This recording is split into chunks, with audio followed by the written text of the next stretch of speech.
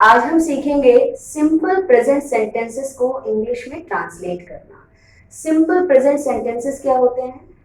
ऐसे सेंटेंसेस जिनके एंड में, यानी जब वाक्य खत्म हो रहा होता है तो उसके अंत में ये मिले, लाइक है, जैसे यह मेरा मोबाइल है, हैं, ये मेरे स्टूडेंट्स हैं,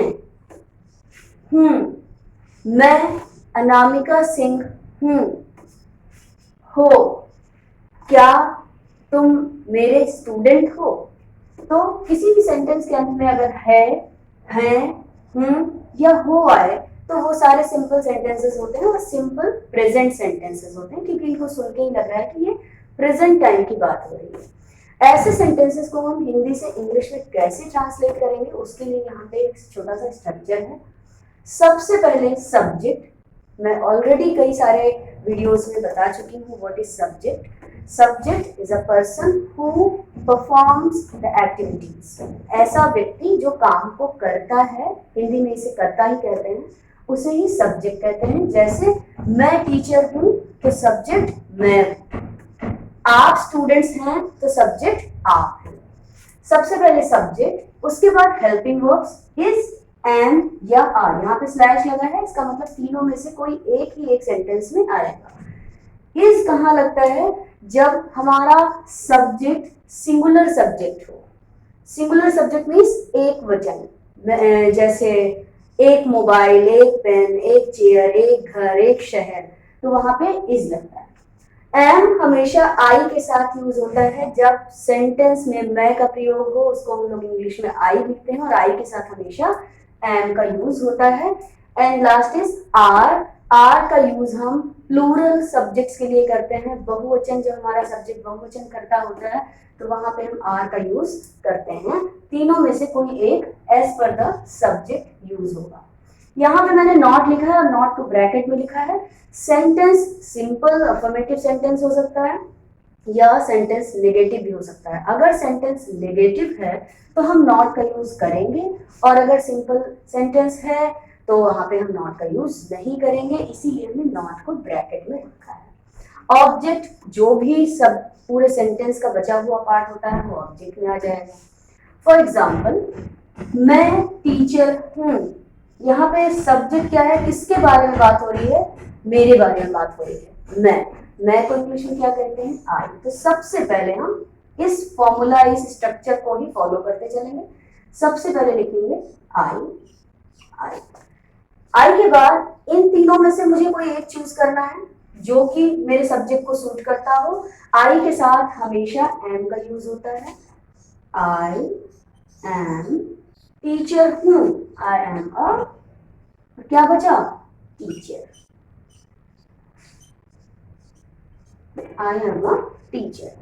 यहाँ पे ए और एन का यूज आपको पता है, अगर नहीं पता है तो समझ लीजिए। अगर कोई, जब ए लगता है उसके बाद आने वाला जो ऑब्जेक्ट है उसका फर्स्ट लेटर अगर कॉन्सोनेंट है तो यहाँ पे हम उसके पहले ए लगाते हैं, और अगर यहाँ पे जो वर्ड लिखा है इस वर्ड का फर्स्ट लेटर कोई वाउल होता तो वहां पे हम एन लगाते, यहाँ पे इसलिए ए लगाया है, राइट। फिर ऑब्जेक्ट हो गया। ये सेंटेंस हमारा सिंपल सेंटेंस है और ये देखिए कितनी आसानी से हमने बना लिया। दूसरा सेंटेंस हमारा, वह डॉक्टर नहीं है। यहाँ पे सब्जेक्ट क्या है? वह। सुनने से क्या लग रहा है? वह डॉक्टर नहीं है।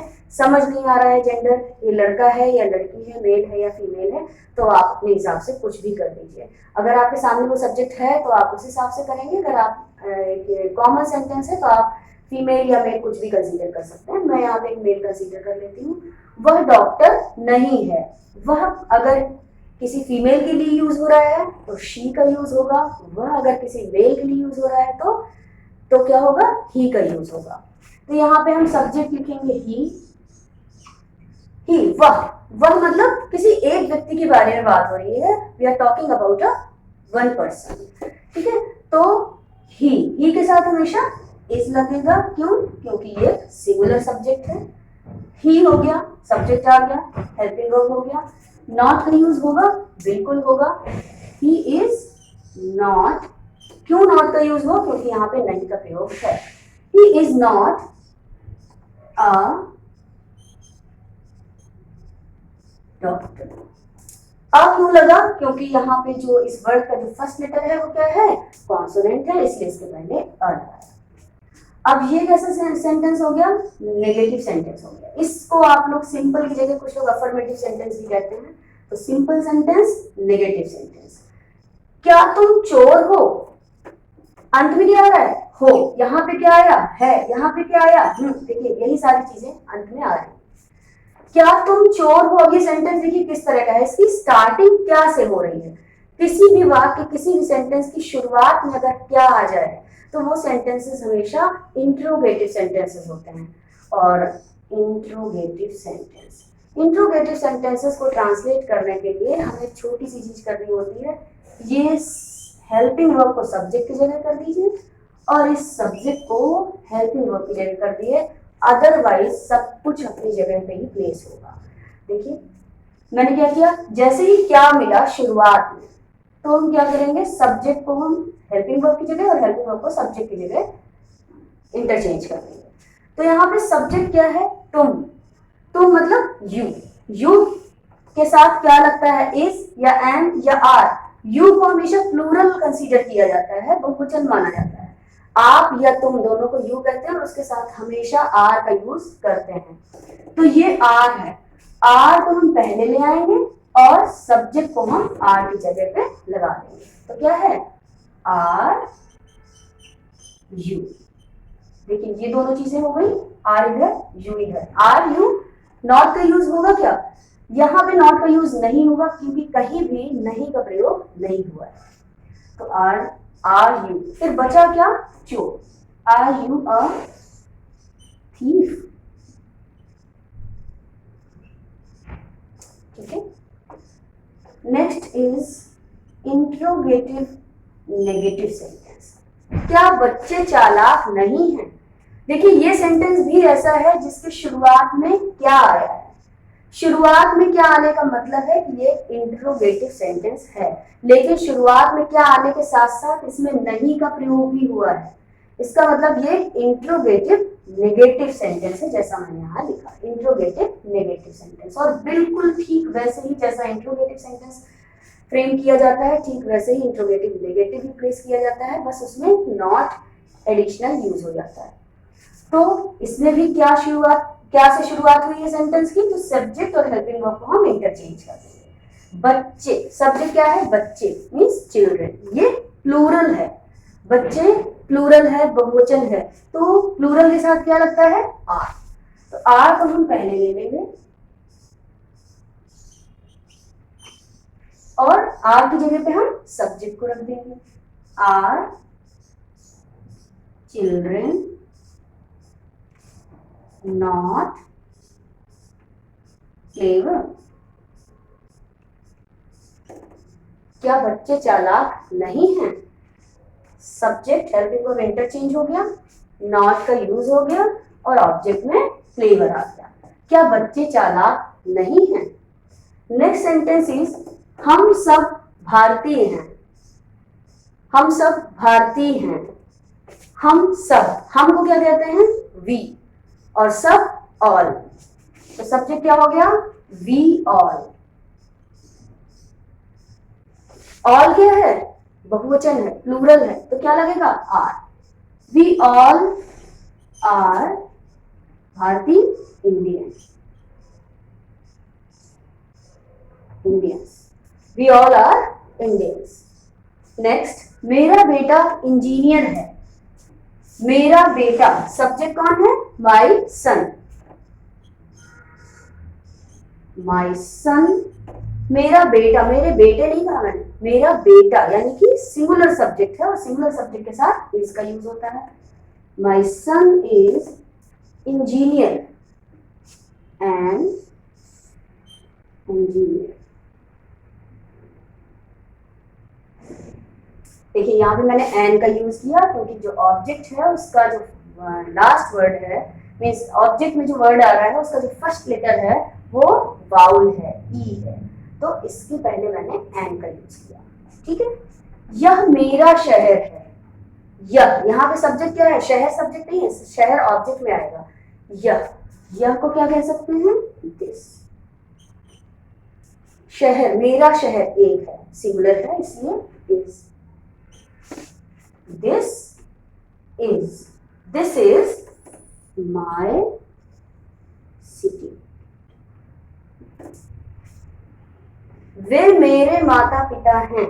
वे, माता पिता मीन्स दो लोग हैं, और वे, इसके लिए हम लोग दे का यूज करते हैं। वे मीन्स दे, और सब्जेक्ट क्या हो गया, दे। दो है इसलिए प्लूरल हो गए, प्लूरल के साथ आर का यूज होता है। दे आर माय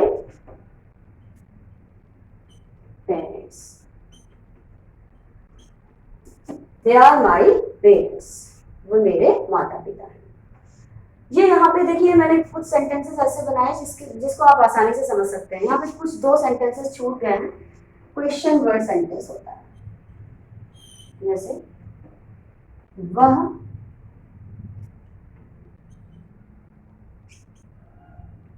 शैतान क्यों है।